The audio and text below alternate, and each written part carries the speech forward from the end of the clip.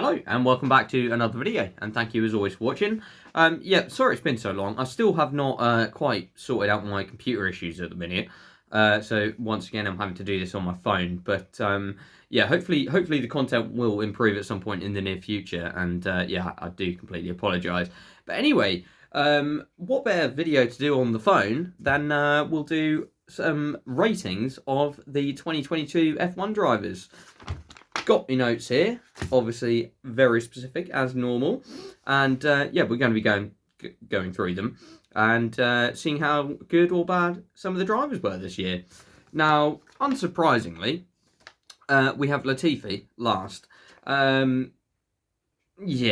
I mean, he made a really bad car look even worse than it actually was throughout the season. So yeah, I mean, there's not really much to say about Latifi, is there really? I mean, by far the worst driver on the grid, and I mean, he seems quality, but you know, as a person, but in terms of driving, no, not for me.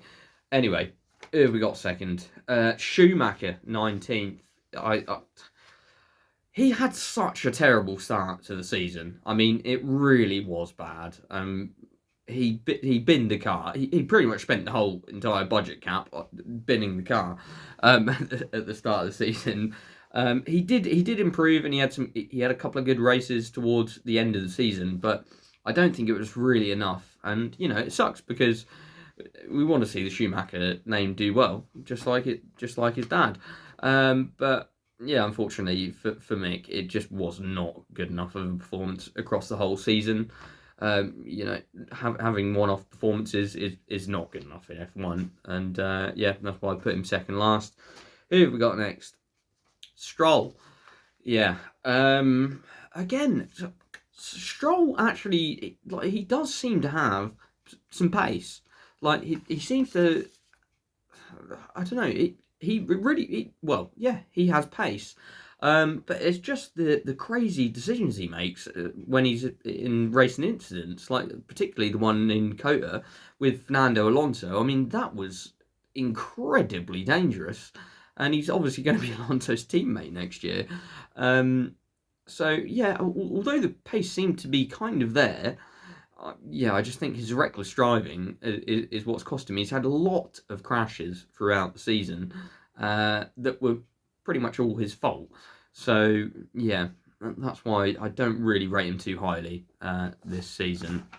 Then we go on to, unfortunately, Daniel Ricciardo. Oh, it pains me to say it, but he's just been awful, hasn't he? Really, I'm such a Ricciardo fan, but yeah, I mean, the discrepancy to Norris is just no, especially considering he was Max Verstappen's teammate at one point, and although Verstappen was probably half a tenth to a tenth quicker, to go and get pummeled by Norris, I mean, it wasn't even close. It was he was so far off Norris that it's just ridiculous. And you know, I hope it was something to do with that car, because it seems to be the only team that he's underperformed at.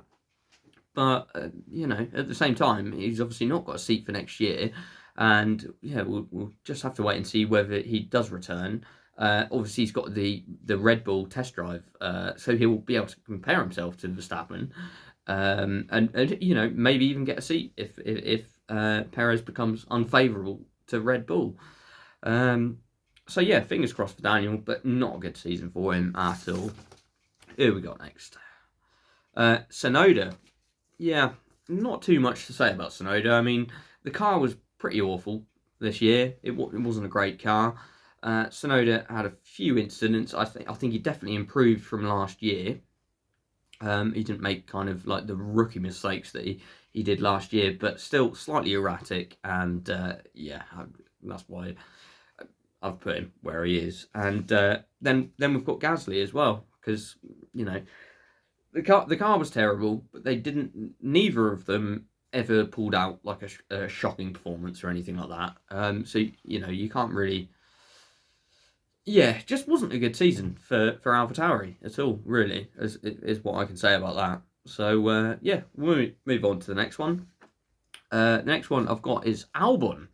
I thought Albon, considering, I mean, he's obviously compared to Latifi, who is clearly well off the pace, but I thought he put that Williams into positions that it shouldn't have been in at times in the season.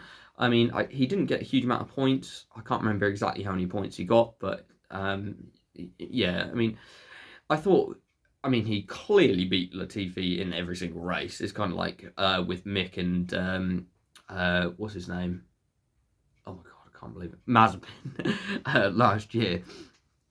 So yeah, it's not really a comparison, but I thought that he put the Williams in positions it shouldn't have been in at certain times. So yeah, that's why I've gone with him. Next we have got Zhou Guanyu.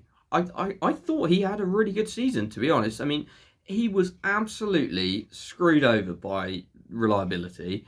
There's going to be more reliability conversations coming up in this, and just he was unlucky as well. I mean, that moment at Silverstone, I mean, that was scary ass incident that was, and that was not his fault at all.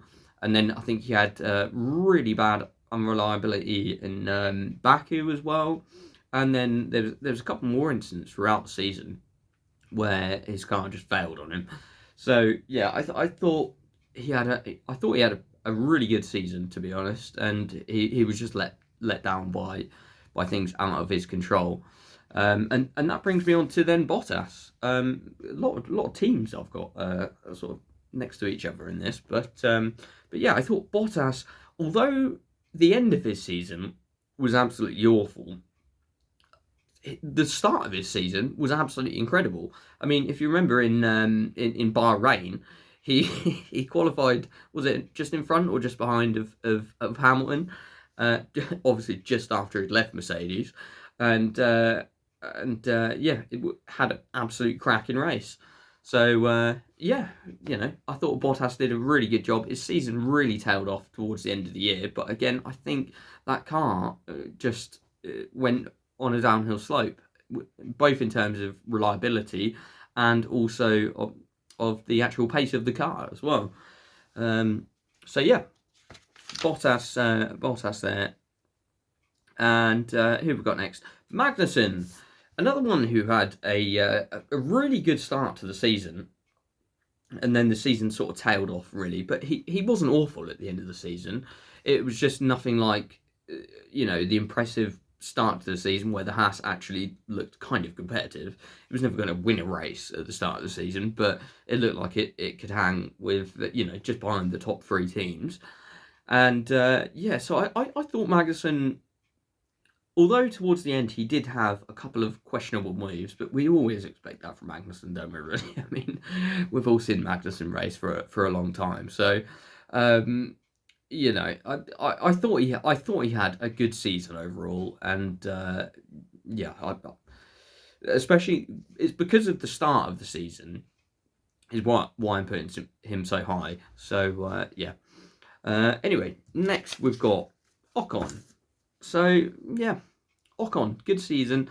The car was pretty much the best of the rest throughout the season. Obviously, he outscored Alonso as well. But obviously, we'll get into that in a bit. But yeah, good season for Ocon, but he was a little bit erratic, as we've seen throughout all the seasons of his racing, particularly with his teammate, which is not something really teams I would have thought want to see. But yeah, again, a good season, good pace, not quite as quick as Alonso, but good pace. But yeah, it's just more getting into the incidents, particularly with your teammate, like I just said, that make him slightly lower for me. It is why. And so, right, I'm gonna have to have a sip of this.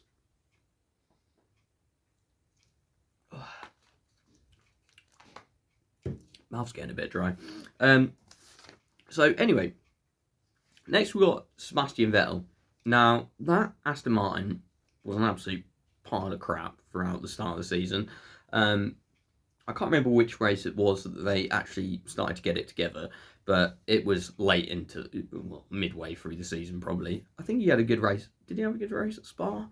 But anyway, yeah, that Aston Martin was terrible at the start of the season, and then when the car started to actually improve, it was Vettel that put the car in the right place.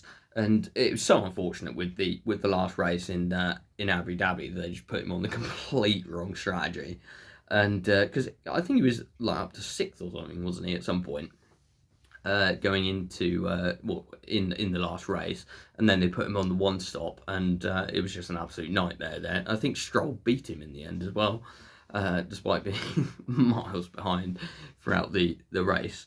So yeah, good season from Vettel. It's really sad to see him go, because yeah, I think he didn't really have many fans at the start of the season, but when it came, sorry, when he was dominating Red Bull, but certainly nowadays he is definitely a fan favourite, and yeah, it will be sad to see him go. So moving on to the next one now, we have Carlos Sainz. Now, it was kind of a good season. He just never had the pace of Charles Leclerc, pretty much. There was times when he sort of did. Obviously, he won in Silverstone, but that was very controversial. That race was, and yeah, he would just. I wouldn't say he looked like a number 2 driver, but he certainly didn't have the outright pace that Charles Leclerc had. And yeah, I think that's one of the main things in Formula One, is to be fast. So yeah, that's why I've put him there. But I thought he had a good season. So yeah, not too bad at all. And next up, we've got Perez. And Perez started the season incredibly well. I mean, he was, pretty much on the pace of Max Verstappen at the start of the season, and out qualified him a couple of times as well. And he should have won that race. What was it? It wasn't Miami, was it? I can't remember. It was one of the first couple of races anyway. And when he got pole, and then there was an unfortunate safety car, and he lost the lead there. Obviously Monaco, which Max was obviously very not happy about, and retaliated in Brazil. But overall, I think Checo had a good season, really. And although he lost out to Charles Leclerc right at the end, it wasn't a bad performance from him at all. And I think he's doing the exact job that Red Bull want him to do, which is be a number 2 driver. So yeah, frictions are seeming to be starting there. So we'll have to wait and see. And like I said, maybe that could give Daniel Ricciardo another shot at Red Bull. But that's for another day, that is. So who have we got next? We have got Fernando Alonso. Absolutely incredible season from him, apart from his car being absolutely well, I can't even, I don't know. It was just shit, his car. And yeah, I mean, he put in some phenomenal performances. There was also some terrible strategy calls by the team. And yeah, it just didn't work out the way that his performances stated, is what I would say with regards to that. Because, his pace, he was nearly on pole in Australia. Let's not forget that. And yeah, it was an unfortunate season, but obviously he's jumped ship. He's obviously gone to Aston Martin, who are putting a lot of investment into that team. They've obviously got their new factory and everything like that. He's got a teammate that obviously it's the boss's son, but I think it's going to be very clear that Fernando is the number 1 driver in that team, and I don't think we're going to be seeing any repeats of Cota when they're actual teammates. So yeah, but phenomenal season from Fernando. I mean, what is he, like 41 now, and he's as rapid as he's always been. So yeah, look forward to seeing him next season in the Aston. Who have we got next? Right, so we've got the two Mercedes next, and the reason I'm putting those together is because it was just a weird season, wasn't it, really, for Mercedes? So I'm gonna have to have another sip of.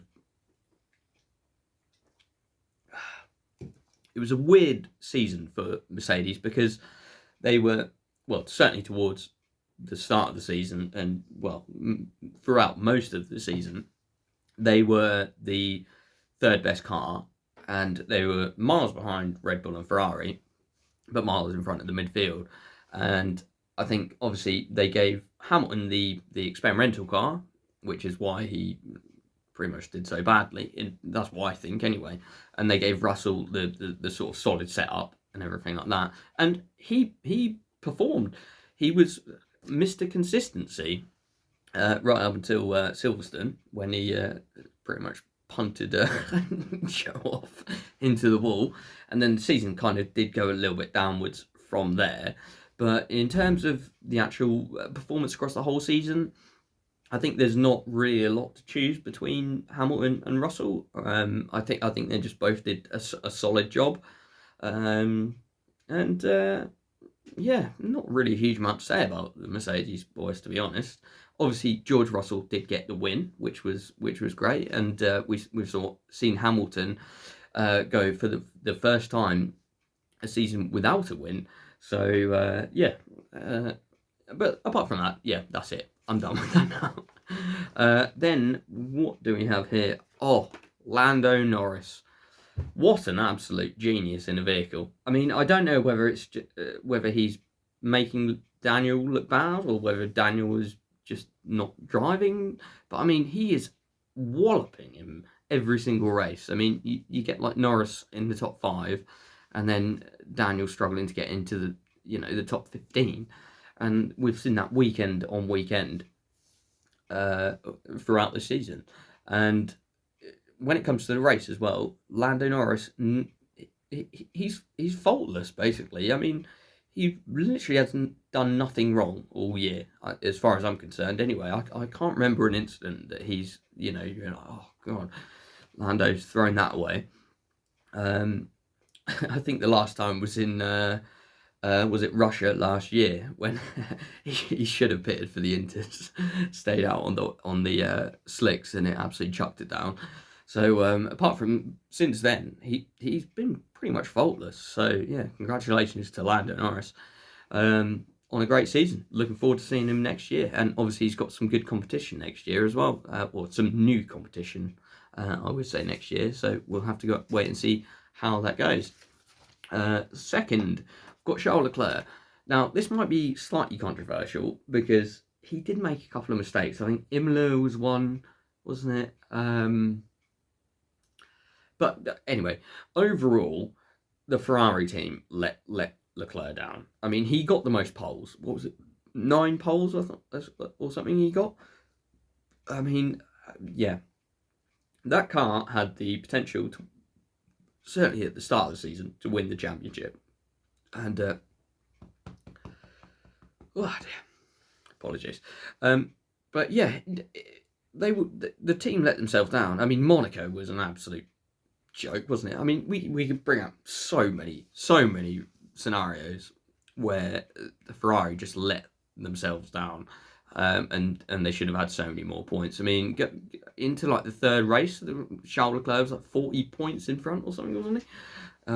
So it's absolutely ridiculous that they just let that go. And so incompetently as well. I mean, it was obvious to most people that were actually watching on TV the mistakes that Ferrari made. Everyone at home could see what shambles it was, yet anyone in the actual Ferrari team couldn't see anything. So, yeah.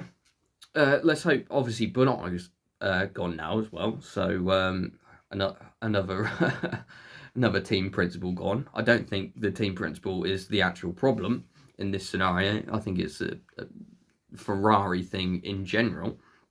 But Bonotto's gone, and we'll have another one. And yeah, have to wait and see what goes on with that. Anyway, so obviously number 1. I mean, it's obvious, isn't it? It's Verstappen. Yeah, flawless. I mean, absolutely flawless all season. He didn't put one single foot wrong the whole season, and absolutely destroyed Perez on pace, especially towards the end of the season when they actually well, they probably made the car so it suited Verstappen, and let's not lie about that. But um, yeah, I mean, he couldn't have done anything more throughout the season. You know, there was even the really mature times, like for example in Austria, where Charles Leclerc and the Ferrari were actually quicker, and instead of battling, he just let him past and was like, "You're the quicker car." Now that is maturity, that is, and yeah, it shows the sign of a true champion. And I think that now that he is a champion, well, he's double world champion now, but I think winning that first championship has made him a lot more kind of relaxed and. Well, to be fair, he still has some feisty races with Hamilton when they're together, don't they? But yeah, I think Max is just improving, and obviously it depends on how quick the cars are next year. But you know, if that Red Bull is even nearly the quickest car, then you're going to struggle to see anyone else winning the championship. I think.